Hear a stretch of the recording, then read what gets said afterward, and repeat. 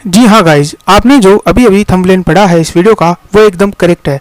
किसी दूसरे की इनकम पर भी आपको टैक्स देना पड़ सकता है। आज के इसी वीडियो में हम समझेंगे कब और कैसे आप दूसरों की इनकम पे भी टैक्स देना पड़ेगा। चलिए शुरू करते हैं आज का अपना वीडियो। बने रहिए हमारे साथ, और अगर आपने इस चैनल को सब्सक्राइब नहीं किया है तो पहले इस चैनल को सब्सक्राइब कर दीजिए और साथ साथ बेल आइकन को जरूर प्रेस करिए। इस वीडियो को एंड तक देखना, यह आपके काफ़ी इन्फॉर्मेटिव वीडियो हो सकता है। चलिए शुरू करते हैं अपना वीडियो। का अगर मैं हेडिंग दूं तो ये एक प्रॉपर हेडिंग जाती है, clubbing of income under income tax. किसी और की इनकम को हमारे हेड में या हमारी इनकम में क्लब करना, जोड़ना, एक साथ करना, ताकि उस पूरी इनकम पे हमें टैक्स देना पड़े। अब समझते हैं एक एक ट्रांजैक्शन को कि कब हमें दूसरों की इनकम पे भी टैक्स देना पड़ सकता है। मैंने यहाँ पे केवल सिलेक्टिव ट्रांजैक्शन ही लिए हैं जो कि आम जिंदगी में कई बार होते रहते हैं। तो चलिए समझते हैं वन बाय वन उन सारे ट्रांजैक्शन को।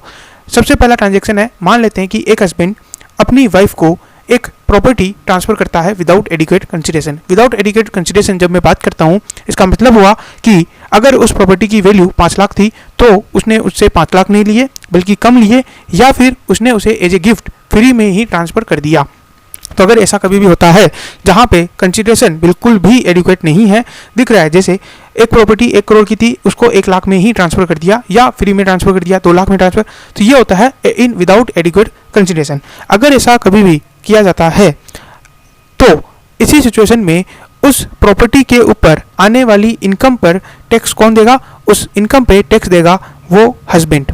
अब यहाँ पे जब मैं बात करता हूँ कि हस्बैंड ट्रांसफर करता है वाइफ को, इसका मतलब ये नहीं है कि केवल हस्बैंड ही वाइफ को ट्रांसफर करे। अगर वाइफ भी हस्बैंड को ट्रांसफर करती है और उस प्रॉपर्टी पे कोई इनकम आती है तो उस प्रॉपर्टी की इनकम पे टैक्स देने का जो लायबिलिटी है वो उसकी वाइफ पर आएगी, उसकी पत्नी पर आएगी, क्योंकि यहाँ पे दोनों तरफ ये म्यूचुअल लॉ चलता है। अगर हस्बैंड वाइफ को ट्रांसफर करता है और उसे विदाउट एडिक्वेट कंसिडरेशन ट्रांसफर करता है तो उस प्रॉपर्टी पे होने वाली इनकम पर टैक्स को हस्बैंड को देना पड़ेगा। साथ ही साथ अगर इसका उल्टा हम देखें तो वाइफ को भी इस तरीके से टैक्स देना पड़ता है।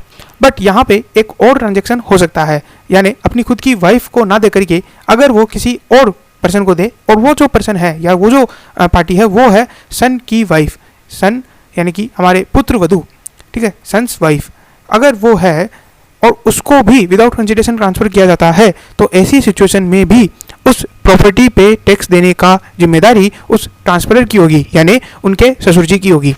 अब ये तो बात होगी जब प्रॉपर्टी ट्रांसफर की जाती है, लेकिन अगर प्रॉपर्टी ट्रांसफर नहीं की जा रही है लेकिन उसे जॉब दी जा रही है, किसी वाइफ को या हस्बैंड को, हस्बैंड वाइफ को जॉब देता है या वाइफ हस्बैंड को जॉब दे रही है, किसी ऐसी कंपनी में जॉब दे रही है जिस कंपनी में उसका सब्सटेंशियल इंटरेस्ट है। सब्सटेंशियल इंटरेस्ट का मतलब हो गया 20% या उससे ज़्यादा। अगर उसके पास उसकी वोटिंग पावर है, शेयर होल्डिंग है या पार्टनरशिप है, तो ऐसे में उसे बोला जाता है सब्सटेंशियल इंटरेस्ट। सब्सटेंशियल इंटरेस्ट को हम बोल सकते हैं कि उसके पास इतनी पावर है कि वो वहाँ के डिसीजंस को प्रभावित कर सकता है। अब आप देख सकते हैं अगर आप किसी बिजनेस में 20% के पार्टनर है तो आप वहाँ पे ये डायरेक्शन तो दे सकते हैं कि आप मेरी वाइफ को रखिए या मत रखिए। तो ऐसे में अगर वाइफ को वह उस फर्म से या उस कंपनी से सैलरी मिलती है, कमीशन मिलता है या किसी भी तरीके का कोई भी फीस वगैरह मिलता है, तो ऐसे में उसकी इनकम पे टैक्स देने की लायबिलिटी आएगी हस्बैंड पे। सिमिलरली ये जो प्रोविज़न है वापस से अगर वाइफ हस्बैंड को भी नौकरी देती है तब भी ये अप्लाई होगा।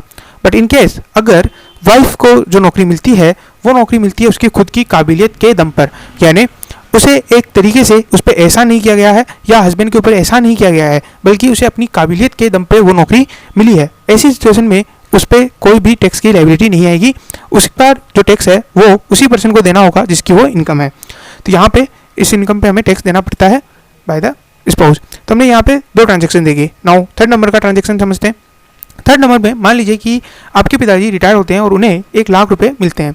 अब वो अगर अपने 1 लाख रुपए आपको ट्रांसफ़र करते हैं, यानी कि क्योंकि आप उनके इकलौते बेटे थे तो उन्होंने कहा कि ये 1 लाख रुपए मैं तुम्हें ट्रांसफ़र करता हूँ, तुम्हें जहाँ मर्जी आए खर्च कर सकते हो या अपने फ्यूचर के लिए सेविंग कर सकते हो। अब अगर आपने वो 1 लाख रुपए, या यहाँ पे मैंने 50 लाख लिखे हुए हैं, तो 50 लाख रुपए अगर आप उन्हें आगे डिपॉजिट करते हो बैंक में या किसी ऐसी चीज़ में डिपॉजिट करते हो, ऐसी जगह डिपॉजिट करते हो जहाँ से आपको पैसिव इनकम आने वाली है, जैसे आप शेयर मार्केट में लगाते हो जहाँ से आपको डिविडेंड आने वाला है, या फिर आप किसी के कंपनी के बॉन्ड डिबेंचर्स खरीद लेते हो जहाँ से आपको इंटरेस्ट रिसीव होने वाला है, तो ऐसी सिचुएशन में उस इंटरेस्ट या उस इनकम पर आपको टैक्स देने की ज़रूरत नहीं है। उस इनकम पे डायरेक्ट टैक्स देंगे आपके पिताजी। यानी अगर आपके पिताजी ने आपको 1 करोड़ रुपए दिए, आपने उसको बैंक में लगाया और उससे अगर आपको इनकम मिल रही है तो उस इनकम पे टैक्स देने का जो लायबिलिटी है वो आएगी आपके पिताजी के ऊपर। अब ये किन किन सिचुएशन में हो सकता है, या तो पुत्र हो या पुत्री हो या फिर पुत्र वधू हो, और पुत्री वधू होता नहीं है तो वो क्या होता है, हस्बैंड हो, ठीक है, या उसका पति हो। तो ऐसे में इन 4 लोगों को अगर आप ट्रांसफर करते हो और वहां से कोई भी इनकम जनरेट हो रही है तो वो इनकम डायरेक्ट टैक्सेबल होती है in the hands of your father और ससुर, जो भी आपने बोलते हो, फादर इन लॉ। तो ये 3 ट्रांजेक्शन मैंने आपको बताए। लाओ समझते हैं कि ऐसा किया क्यों जाता है, सरकार ऐसा करती क्यों है। तो इसे हम एक बार यहाँ से हटा देते हैं। नाउ सरकार ऐसा करती क्यों है इसे समझते हैं थोड़ा सा बैकग्राउंड में आकर के। एंड अब समझते हैं कि सरकार ऐसा करती क्यों है, इनकम टैक्स डिपार्टमेंट ऐसा करता क्यों है। मान लीजिए कि जैसे प्रॉपर्टी का एक एग्जांपल लेते हैं कि जहाँ पे आपके पास एक प्रॉपर्टी है और उस प्रॉपर्टी से आपको रेंट रिसीव हो रहा है 2,50,000, यानी कि आपकी इनकम उससे 2,50,000 है। अब आपकी वाइफ जो है वो हाउस वाइफ है और उनकी कोई भी इनकम नहीं है, नील इनकम है। अब ऐसी सिचुएशन में आपकी इनकम है मान लीजिए 10 लाख रुपए, आप उस पर टैक्स दे रहे हो और उस पर टैक्स लगता है 30% के हिसाब से, क्योंकि अब 10 लाख से ऊपर की जो भी इनकम होगी वो 30% से टैक्सेबल होगी। वहीं अगर आपकी जो वाइफ है उसका इनकम अभी कुछ भी नहीं है, नील है, क्योंकि इनकम का कोई स्रोत ही नहीं है। ऐसे में अगर वो प्रॉपर्टी ट्रांसफर कर दी जाती है तो उस प्रॉपर्टी पे आने वाली इनकम पर भी टैक्स अगर आपकी वाइफ को ही देना पड़ा तो 2.5 लाख की बेसिक एग्जम्पशन इन्हें मिल जाएगी और इनका जो टैक्स है वो नील आ जाएगा। और ऐसे में ये फैमिली मेंबर आपस में मिल करके टैक्स की हेवीली प्लानिंग कर सकते हैं।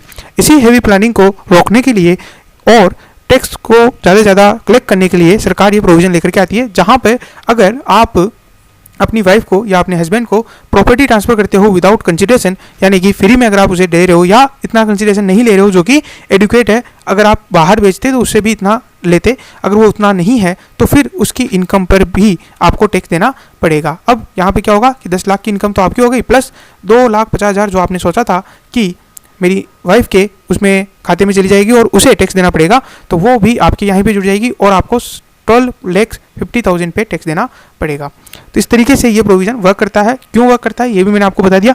आई होप आपको समझ में आया होगा इनकम टैक्स का ये provision. Thank you very much for listening us. Good day, good bye.